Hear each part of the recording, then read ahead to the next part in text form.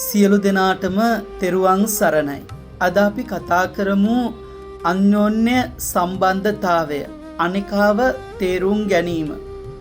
පින්වතුනි, බුදුරජාණන් වහන්සේ දේශනා කරනවා අපි මේ මානව සමාජයේ පුද්ගලයෝ 5 දෙනෙක් ගත්තොතින් මේ 5 දෙනා එක විදිහේ අදහස් ඇති අය නෙවෙයි.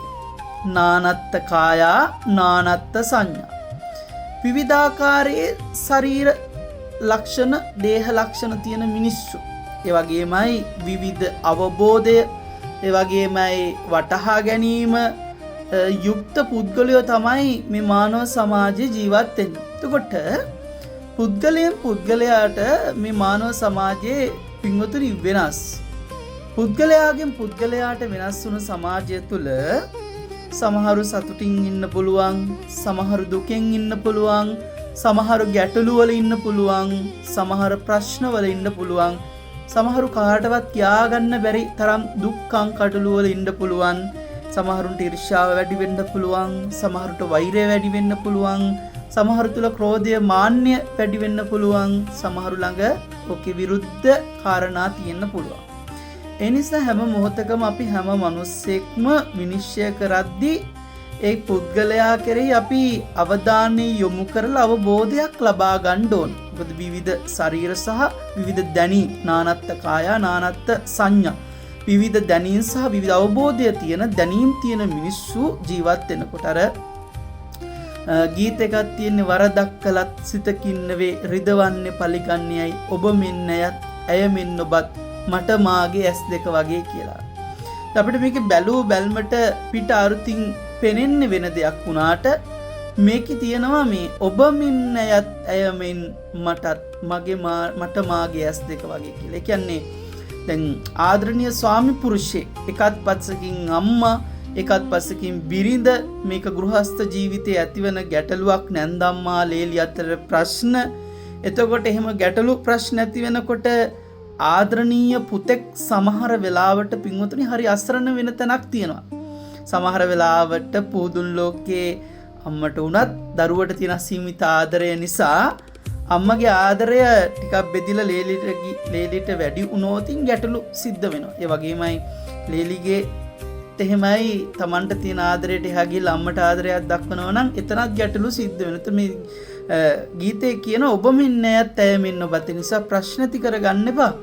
මේ ඔබ මෙන්න ඇයත් ඇය මෙන්න ඔබත්, ඒ කියන්නේ අම්මා මෙන්න ඔබත්, ඔබ මෙන්න අම්මා. නැත්නම් අනිත් පැත්ත ගත්තොත් බිරිඳට කියනවා මේ නැත්නම් අම්මට කියන්න පුළුවන් අම්මේ ඔබ මෙන් මගේ බිරිඳත්, ඒ වගේමයි මගේ බිරිඳ මෙන් ඔබත්.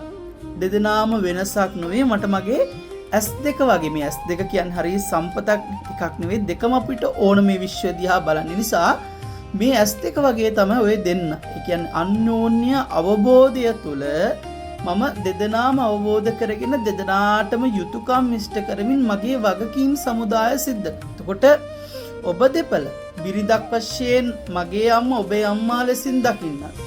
ඒ වගේම මගේ මෑණියන් මගේ ස්වාමි දියණිය බිරිඳ ඔබේම දියණියක් වශයෙන් දකින්නත් උත්සාහ කිරීම තමයි එතන අන්‍යෝන්‍ය සෝදත්තේ වටිනකම තියෙන්නේ. නිසා ජීවිතේ අපිට හැම වෙලාවකම විවිධ ආගම් වල, විවිධ ජාතීන් වල මිනිස්සු මුණ ගැහෙන්න පුළුවන්. ඒ මිනිස්සුගේ සිතුවිලි ලස්සන නම්, ආකල්ප පිරිසිදු නම් අපි එතෙන්දී අනිකාව අවබෝධ කරගෙන ඒ මිනිස්සයාට අපේ වචනය, සිනහව, ක්‍රියාව යහපත්ව හැම වෙලාවකම සංග්‍රහයක් වශයෙන් දෙන්න අපි කටයුතු කරන්න ඕනේ. ඒක තාමත් වටිනා කාරණාවක්. මොකද සමාජීය ගැටලු ප්‍රශ්න ඇති නොවෙන්න හේතුවක් වෙන නිසාවෙ. ඒ වගේම ඇතැම් විට අන්‍යෝන්‍ය සම්බන්ධතාවය ඇතුළේ දෙදෙනෙක් ආදරය කරද්දී උනත් එහෙමයි දෙදෙනා හොඳට අවබෝධ කරගන්න ඕනේ. සමහර වෙලාවට එක්කෙනෙක්ගේ අඩුපාඩු තිබුණොත් ඒ අඩුපාඩුව තලලා පොඩි කරලා දාන එක නෙවෙයි, හොඳින් කියලා දෙන්න ඕනේ. එකවතාවක් දෙවතාවක් කියලා එකනාව යම් මට්ටමකට ගන්න උත්සාහ කරන්න ඕන. නිසා ජීවිතේ හැම තප්පරයක හැම නිමේෂයකම මිනිස්සුන්ට විවිධාකාර සිතුවිලි, විවිධාකාර ගැටලු, විවිධාකාර ප්‍රශ්න තියෙන්න පුළුවන් පින්වතුනි. ඒ නිසා අනිකාව අවබෝධ කරගෙන ජීවත් වීම, අනිකාගේ අවස්ථාව අවබෝධ කරගෙන ජීවත් වීම, ඒ අවස්ථාවට අපි දිය යුතු පිළිතුරු අවබෝධ කරගෙන ජීවත් වීම ගෙදර පෞල් ජීවිතයේ ප්‍රශ්න මෙන්ම සමාජීය ප්‍රශ්න දුරලන්නත් හේතුවක් බවට පත් වෙනවා. සමාජීය සහ ගෙදර ප්‍රශ්න දුරු වෙනවා කියලා කියන්නේ ඔබ බලාපොරොත්තු වෙන ජීවිතේ මානසික සුවය කියන එක ජීවිතයට ළඟා කරගන්න පුළුවන්කම තියෙනවා. හැම දිනාටම තෙරුවන් සරණයි.